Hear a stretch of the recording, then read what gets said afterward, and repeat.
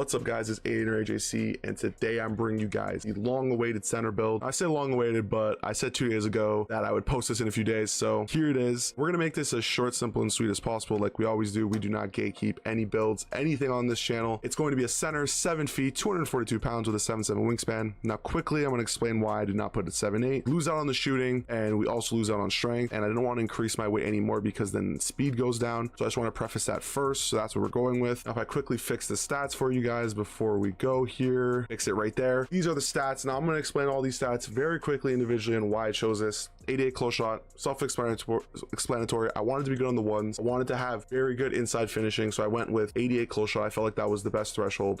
Paint Prodigy is a very good badge, so we went with that. Driving layup, 80 driving layup is perfect, especially at 7 feet. You get some crazy animations. Now I went with 80 because of the Giannis package, which if you guys know was long athlete. It was stuck at 88 driving layup last year, I believe. It's 80 this year and it's fantastic. Driving dunk is 89. Now the reason being we went with that is because my play style and the way I play, I like to have a high driving dunk. I like to run the floor and be able to kind of soar through the paint of sorts. So we went with that. Now I know 74 standing dunk is kind of like weird for a center build, but this is good enough for me. Now if you want to tweak around the stats and get this to 75, I believe you get some more animations, and I believe you might even get contact dunks. Someone let me know if I'm wrong. I haven't exactly looked into that. I've never been a really standing dunk guy. I didn't do any of the meter dunking in the paint last year with my big. That wasn't for me, so I want it to be just enough where I could get rise up, I believe, and still be serviceable when it comes to doing standing dunks. And post controls at a 64, that's just to get post powerhouse. We went with that. 82 mid-range, 76.3 self-explanatory. We want it to be really efficient at shooting but not sacrifice a lot of stats, so this is enough where we can get some still decent jump shots. Nothing crazy. We do have the jump shot video. Obviously I would love to be able to get the jump shots that 6'5" to 6'9" get, but that's not part of our game. So 82 suffices. 87 free throw, that's just great for the rec. 78 pass accuracy. Another thing that people are going to be confused about when it comes to this is 78. Like, that's crazy for a center build. That's what you're probably thinking, but I max +1 break starter, and if you guys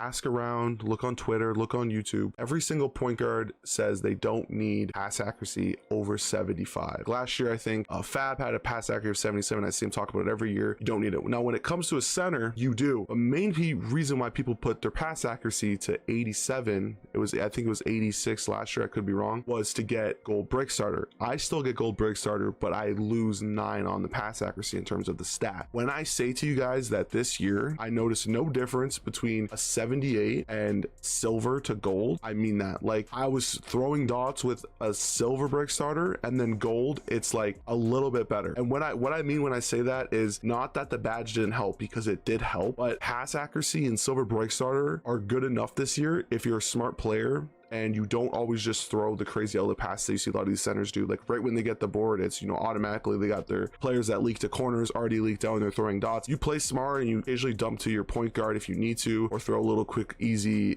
passes to the half court. You do not need a higher pass accuracy than that. If you're playing as a defensive rebound guy with your rec team or your pro-am team that needs to throw those, then put this to an 87 or even a 93. But for me, this is what I left it at. Ball handle 55. We wanted to have some versatility when it comes to playing with the ball. Now, unfortunately, we could have put this to 40, because if I could, I would have just left it at 40 and took the extra stats and allocated them somewhere else. 55 is good. I do believe you get a couple extra animations, which I'm going to tweak with later on and see if I can maybe make a dribble video for you guys. Speed with ball 59. Move with the ball pretty decently well. Now, I would say that I would love to have put this build to minimum weight if I still could get the strength, but unfortunately that was not possible due to badges and stuff, because I believe this build can get almost all the way to 70 speed with ball, which is insane at 7 feet. Now let's get to the interior defense. Interior defense, we just wanted to get post lockdown a paint patroller. Interior defense is very bad this year. Same thing with perimeter defense. So you're going to want to use your right stick and learn all the different combination with the right stick. Down is to wall up is to use the jumping block animation, and then right stick and left stick is to get the strip animations when you're in the paint. So keep that in mind for interior defense. That helps me a lot. Once I learned that, it made it 10 times easier for me to play interior defense. So 74 suffices. 65 perimeter defense. Now last year I had a very shit perimeter defense on my center build, and I wanted to make sure that I could play a little bit of the PNR and pick up on the 3-point line if I needed to on the screen, and this suffices. It's good. You get off ball pass and movable forcer. You don't get any crazy badges. I would have loved to be able to get challenger. If you do drop this build to 6'11", by the way, you do get challenger, so that's a little insightfulness, which would have really been nice, but we're fine with this. We're not really playing too much of the pick and roll defense,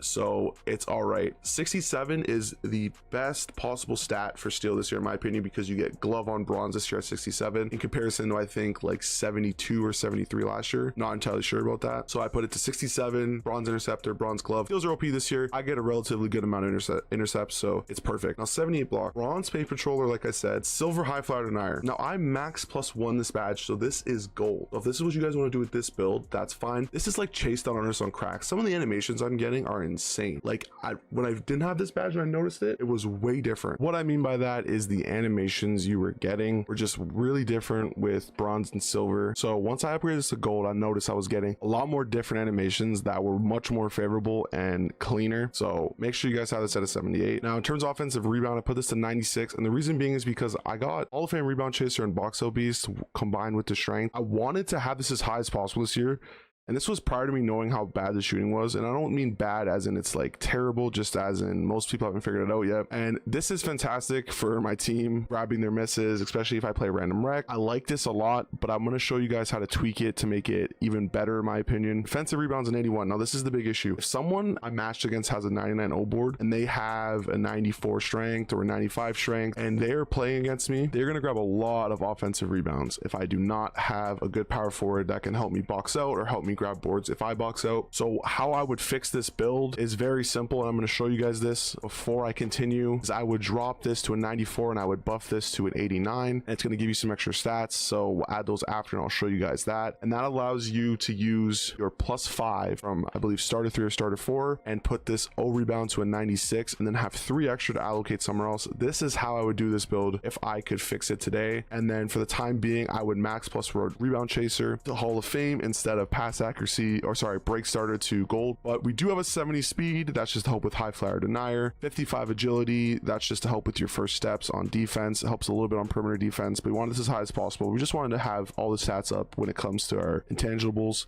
Strength is 89, that is for box out beast, and brick wall is on silver. Now I would have loved to be able to get this build to 91 strength for gold brick wall and then possibly have the ability to max +1 that, but I decided not to do that. And why? Because I think silver is serviceable. You want to just hit and slip. So if you're holding it or if your playstyle in the 2s is very screen heavy, then you probably want this on Hall of Fame. But for me, the way I play, sometimes there's a lot of spotting up. Screens aren't so much in my game when I'm playing rec as it is in other game modes, so silver suffices. And then vertical 78 for the contact dunks. Now this is what I would do to fix this build with the extra allocated stats. Now there's a couple options. You could up the perimeter defense, a little extra one, and I believe you can put 2 on steal and then like 1 on free throw. You could put a couple on ball handle. I wouldn't do that. You could put 1 on pass act. I would not do that either. What I would do is I would put standing dunks 75. I believe, like I said earlier in the video, I believe you get contact dunks there, or if you don't get contact dunks, you get better animation. So I could do that, and then I would put the extra on free throw. Now if you don't care about that, then I would strongly consider maybe putting the rest on defense, like I said, or possibly picking in 2 onto agility, and then you could use the extra 3 after you put 2 on offensive rebound into agility and get 60 agility.